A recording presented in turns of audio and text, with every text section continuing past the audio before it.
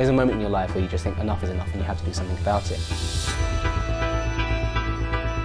We came up with this idea to re-green our earth.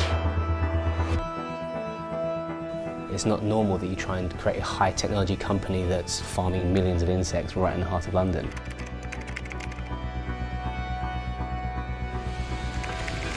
The current production model is broken. It's not working. It's not sustainable.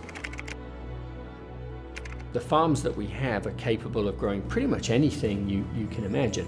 We have around 22 different crops.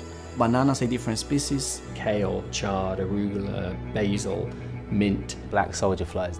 Our productivity is extremely high in a small footprint. No fresh water, no feed, no fertilizer, no land, which makes it the most sustainable food on the planet. The mere mention of the word logging brings a negative connotation. But what I'm doing here is taking care of nature, taking care of the forest, so that future generations can enjoy it. It's still there, you know. We need to have crops and trees living together in the ecosystem. Agroforestry can exist everywhere in the tropical ecosystem around the world.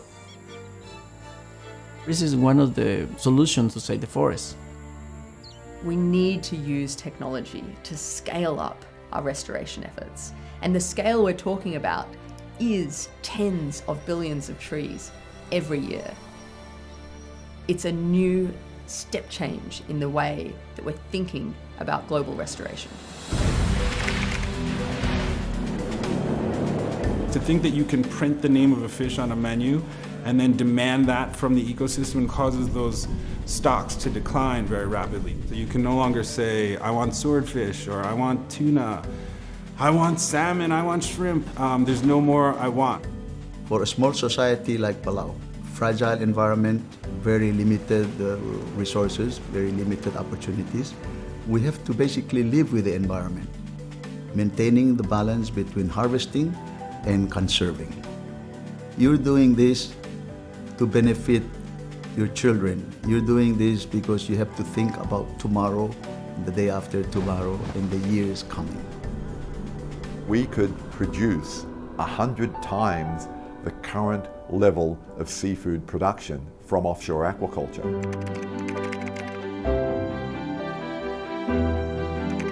Successful companies in the 21st century, they really have to be not just making money and doing well, but doing good at the same time.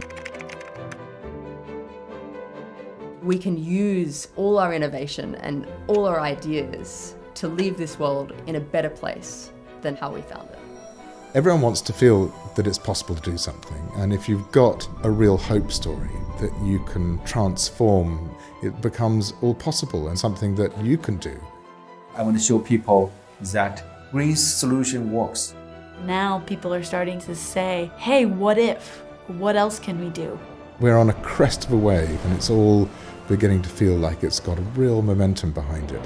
Which is just mind-blowing that a simple change can have such a big difference.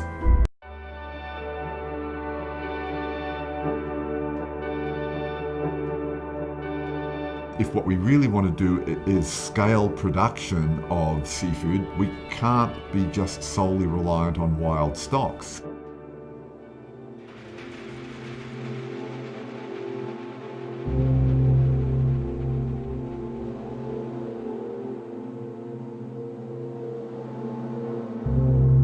La población mundial va creciendo a unos ritmos exagerados y esa proteína sana que es la carne de pescado también tiene que provenir de otras fuentes, y lo que hacemos nosotros es tratar de contribuir ese granito de arena que le ayuda al mar, proveyendo peces sustentables de cultivo.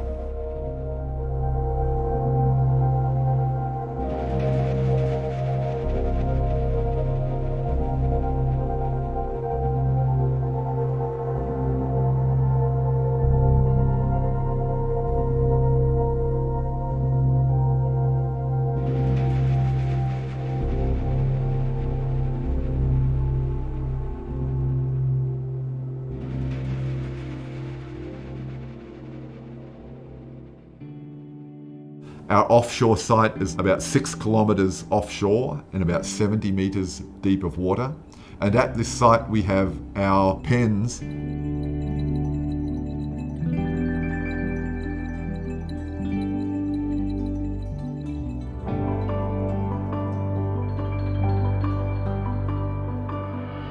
My business partner, he was a lot more of a discerning palate than I am. And so it was his job to take these various fish home and sample them. He came back the next morning and he walks into the yard, the tank yard, and he's waving his arms and his eyes are wide like this. He's like, Neil, you're not going to believe it. This fish, this Kampachi, we're going to build the company on this fish. This fish is fantastic. I was like, really?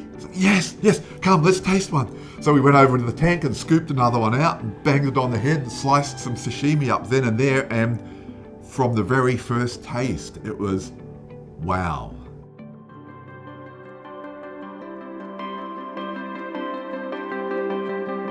It's a mix in between the characteristics of a bluefish and a whitefish. So that allows you to be more creative. So you can eat it raw, you can eat it cooked, or you can make a sashimi or a ceviche, and it's a really interesting texture in the mouth. The quality is not something exotic or something necessarily wild.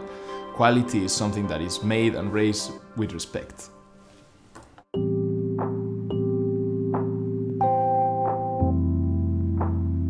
La mejor cosa de mi trabajo es estar rodeado de la naturaleza, con unas condiciones increíbles para la acuacultura marina.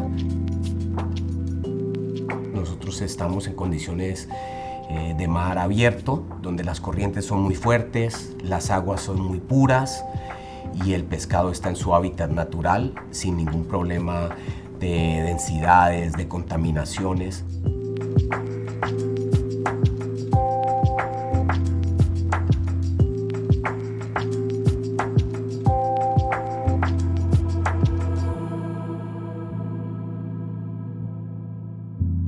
We could produce 100 times the current level of seafood production from offshore aquaculture.